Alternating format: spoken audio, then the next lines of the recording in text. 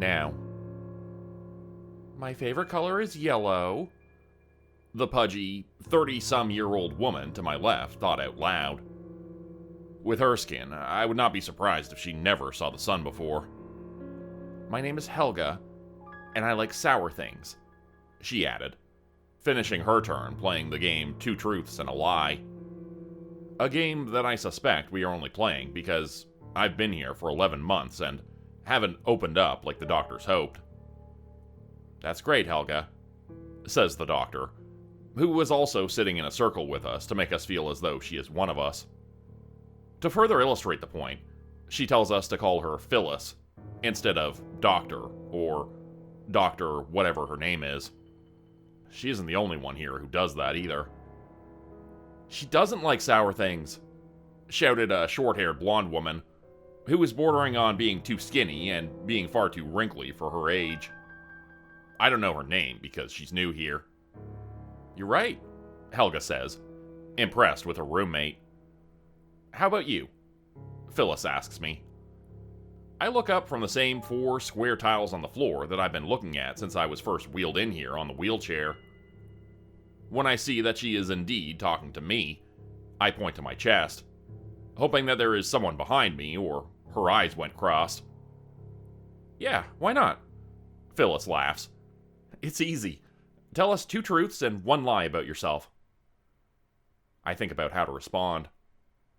So far, I have given them nothing during my stay here, and I don't want to give them anything they don't already know.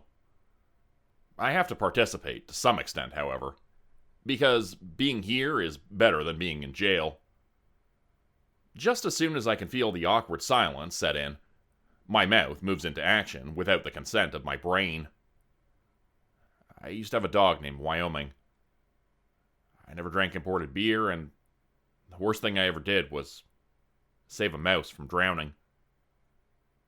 Why was it the worst thing you ever did? Asked Casey, the youngest of the guys here by at least 5 years. He came in right after me. During my time in the hospital, I've learned not to get too attached or to bond with anyone, because this hospital is a way stop for people about to get rotated out to go to who knows where. Maybe a real prison. That's the lie, Gene answered, no doy apparent in his voice. Are you a Capricorn? Missy asks quietly between the noises where there was silence. I shake my head. She is about to ask more, but Phyllis speaks up. That's good.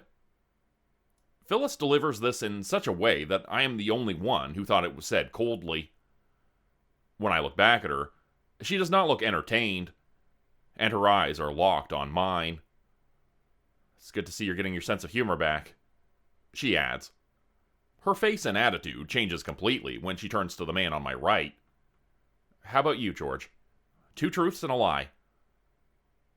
I force myself to look back at the same 4 black and white squares on the floor to pass the time. Then, it all started when I was 10 and moved into Gray Hill. By the time that I was locked up, I had lived there for so long that I hardly remember where I moved away from. All I know is that my father sold furniture and my mother worked with him. Home was a small hobby farm with enough room for a small field, a garden, and some chickens. Gardening was a learning process, because the chickens would always pick the seeds from the ground. Once we got the fence set up around the garden to protect it, we focused on a better coop for the chickens. We planted alfalfa in the fields, and the first year was pretty much a bust as far as my dad was concerned. To me, it was impressive, though. I had less to compare it to than my father did, and I was at the age where it did not take much to impress me. Looks good to me, I said to my father, looking at the silo full of silage and the bales of hay in the shed. Why do you think it isn't enough? I added. This might be enough for our own stock this winter, my dad answered with a shake of his head. I was hoping we could sell some hay for a profit. Thankfully, the following years were more fruitful than the first, because we started killing the mice that were eating our profits. My dad figured that the best way to kill them was a bucket half full of water. Put some bait on the end of a string, tie it to a stick, and then lay that stick over the width of the bucket. By the end of the week, we would have close to 24 dead mice in each of the traps we placed around the property. I felt bad for them at first, but stopped when I saw the damage they could do. My dad taught me a lot. Not just about the barn, but about life. How to be a good person. So, when he died my senior year, slipping on the ice while doing barn chores, it was really hard on me. In order to take my mind off the pain, I focused on doing things around the farm, while my mom handled it by drinking. Before I graduated high school, she died while driving drunk. That summer, I went into the shed to retrieve the lawnmower, and saw one of the buckets we used to catch mice.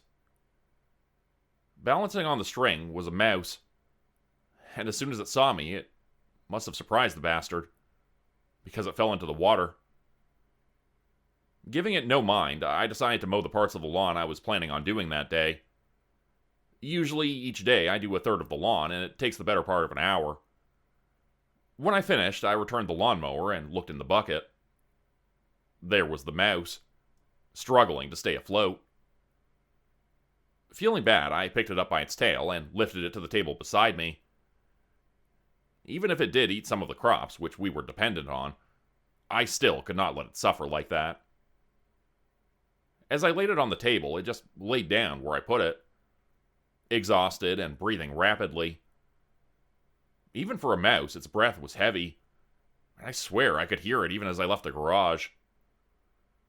Before I left, I shot a glance behind me, and when I did, I swear that it was thanking me. Sometime later, maybe the following week, an uncle of mine came over to the house to drop off a trailer and store it in one of the sheds.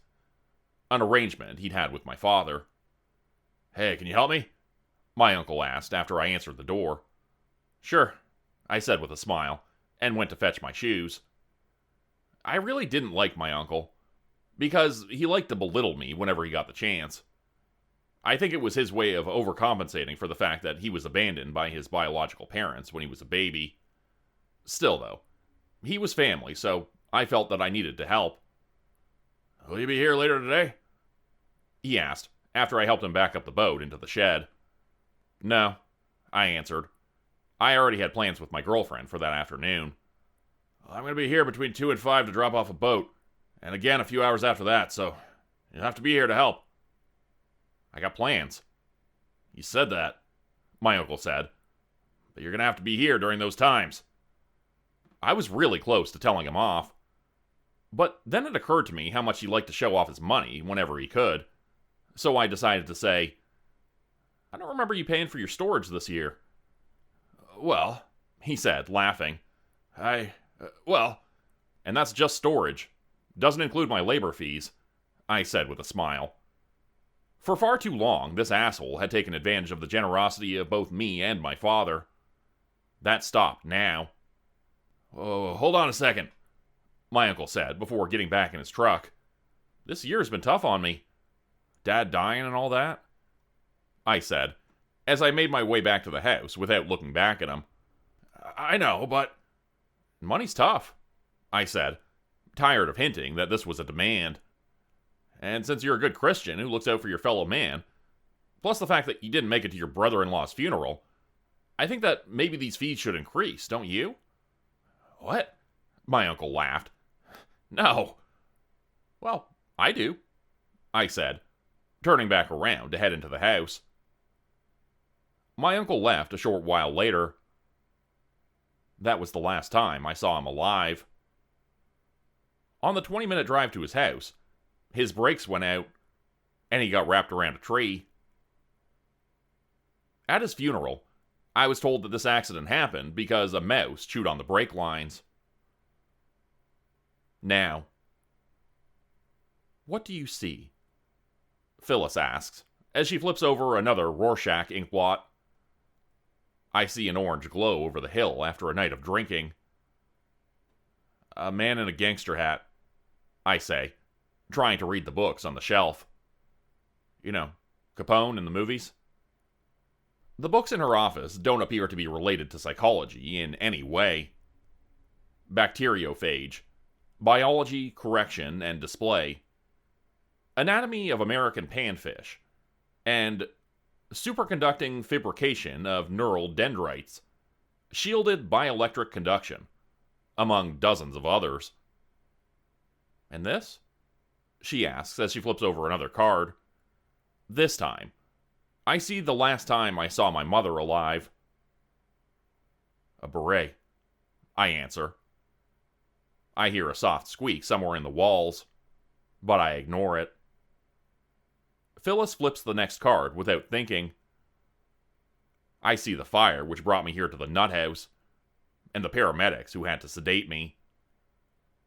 A large straw hat. This? She asks, bored with how little information I was giving her. I look at the card she lays out. I see everyone calling me a murderer as I get dragged into the courthouse. A hard hat, I answer, almost saying firefighter's helmet a second time. Lots of hats today, she says, with no hidden disappointment. How much longer? I ask, with an equally bored expression. You gotta be anywhere? She asks, snarkily. I gotta make a tinfoil hat, I joke. She sets down the card after giving me a hurt expression. Another moment of silence as she puts the cards away in her small bag. I hear another squeak in the walls. I almost ask her if she hears it, but before I do, she asks me if I want to talk. I shrug, even though the answer is a hard no. Still, there isn't much else to do in Goose Creek Sanitarium, so I ask her, what about? I don't know. Anything, she suggests. She leans forward and smiles, before setting the pen on her lip and adds, you pick. Is today Wednesday? Yes. Why? She asks, confused. It's meatloaf, I say disappointedly. I don't like the meatloaf here. Want to talk about your uncle? She asks suddenly.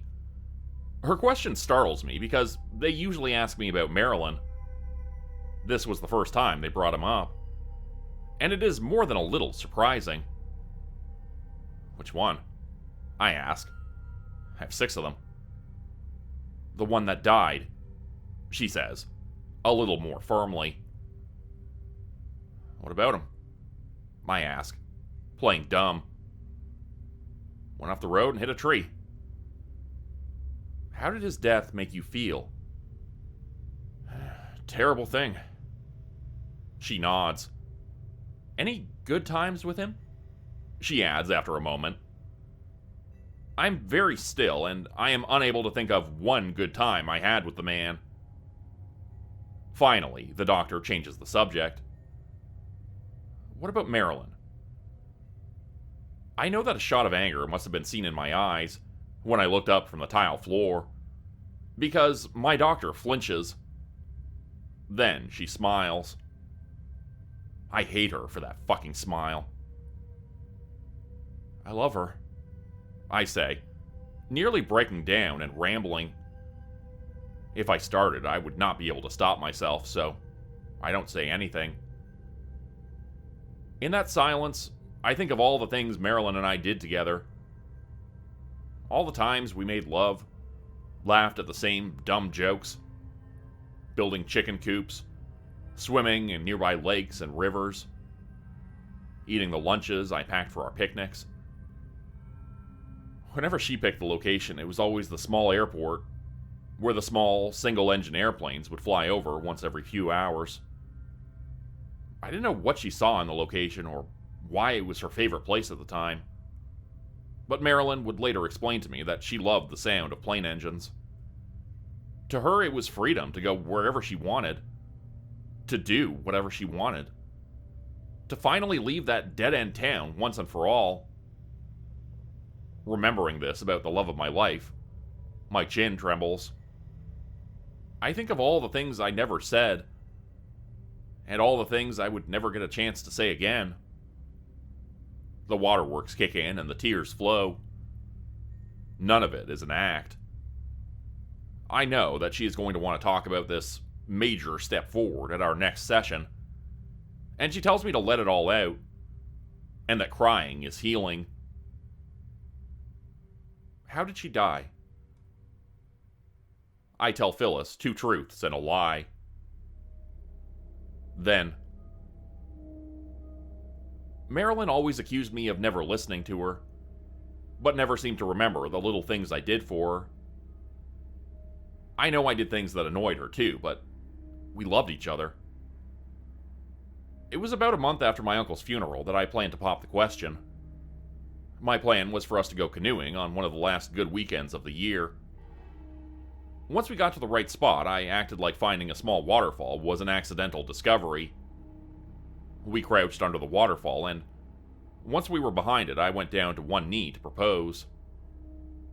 When she said yes, I became the happiest man on earth. I kept my nose out of most of the planning, since Marilyn was better at these kinds of things. The only thing I wanted was for the location of the wedding to be at the church I went to since I was a kid.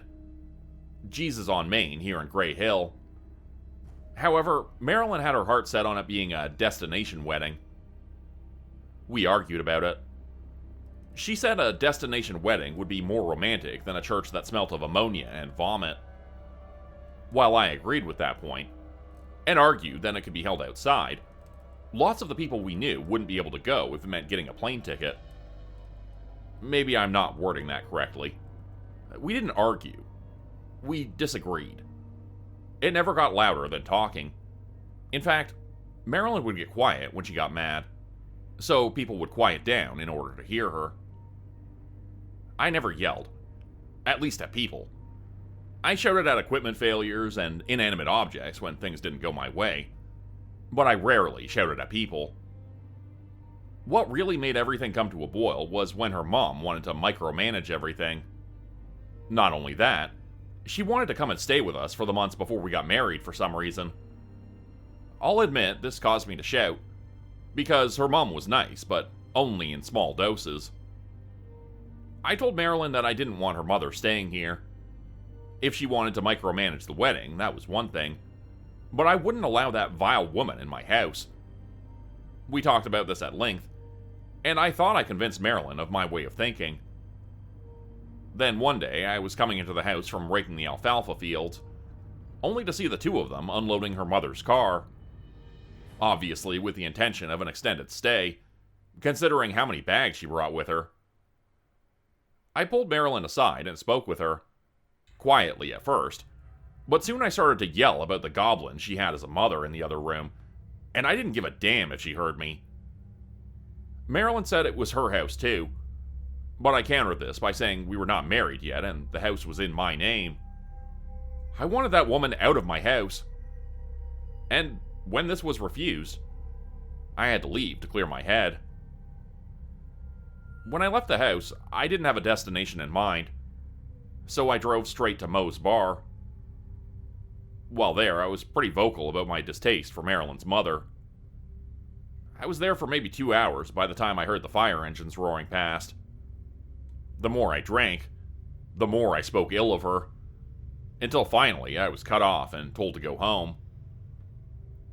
Begrudgingly, I did just that, and even though I was drunk as a skunk, I was allowed to drive home. Something I should not have done, but at the time I didn't care. Around the twists and turns so commonly found in Gray Hill, an orange glow came into view. The closer I got, the brighter it got, until finally, I saw my house on fire. I pulled into the driveway, and when a firefighter told me to turn around, I pushed him out of my way, explaining that it was my house. I screamed for Marilyn. I even shouted for her mother, but then someone told me they didn't make it out. Between the screaming and the crying, the rest of that night is a blur. I must have passed out. because the next thing I knew, I was in the police station and being charged with arson. Now, it used to be that the mouse would come around occasionally, but now it comes around every night.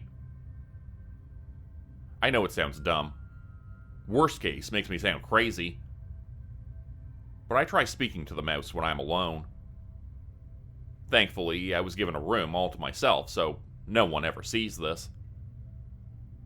"Do you think you're helping?" I ask the cursed thing, as it sits there in the duct. "Is this why you're doing this? Get me out of this room, this building, you dumb son of a bitch," I beg, hoping it understands. With this, the mouse scurries off. Where to, I don't know. I nearly laugh. Did I really expect it to understand me? Am I really insane? Or am I just that lonely? I want to cry. Instead, I sit in the corner of my dirty cell and feel sorry for myself, because there isn't much else I can do under the circumstances. Without a clock or a window, I have no idea what time it is, or how much time has passed before the mouse returns. This time, with the ID of an orderly who I remember overhearing lost his badge some time ago. I don't know how the mouse managed to obtain it, and I have no idea what I should do with it. It's not like I can unlock my cell from the inside. It leaves again the same way it came, through the vents. Perhaps an hour later, I smell smoke. At first, I only detect a hint of smoke, but it doesn't take long before I can't deny it's not my imagination. A few agonizing moments pass, and I wonder why I'm not hearing an alarm. Shouldn't the doors open if there is an emergency? Other patients start waking up to the smell and start screaming. This only wakes up the others, who also start to scream. Soon the noise is ear-splitting. The smell of smoke is overwhelming now. There's a very good chance of this being the end. I consider praying, even though God and I aren't on the best terms, considering everything that led to me being here. Right when I'm about to kneel and clasp my hands together in prayer, I hear a familiar squeak at the door. It's the mouse that has haunted me ever since I saved its life. For a moment, I think it's here to gloat about my impending death. But a moment later, the door begins to open up. At first, I thought the mouse had somehow opened it. But how could that be? There must have been an emergency switch that was pulled that released me.